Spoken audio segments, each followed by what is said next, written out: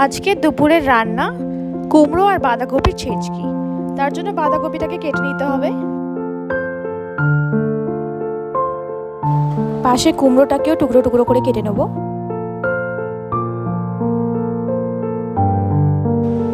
তারপর একটা কড়াতে জল দিয়ে কেটে রাখা বাঁধাকপি আর কুমড়োগুলো ঢেলে দিয়ে সেদ্ধ করে নেব।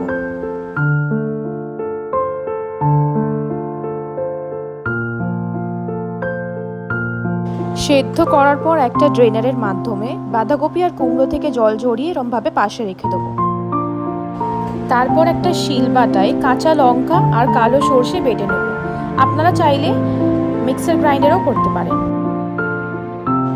তারপর বাঁধাকপি আর কুমড়ো থেকে জল ঝরে গেলে তার মধ্যে নারকেল কোড়া, বেটে রাখা পেস্ট, নুন আর সর্ষের তেল দিয়ে হাত দিয়ে ভালো করে মেখে নেব।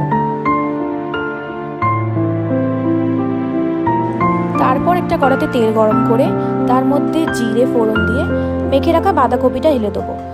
ঢেলে দিয়ে কিছুক্ষণ নাড়াচাড়া করার পর কয়েকটা কাঁচা লঙ্কা আর একটু চিনি দিয়ে আবার কিছুক্ষণ নেড়েচেড়ে ঢেকে রেখে দেবো। 2-3 মিনিট ঢেকে রেখে রান্না করলেই তৈরি কুমড়ো আর বাঁধাকপির ছেঁচকি।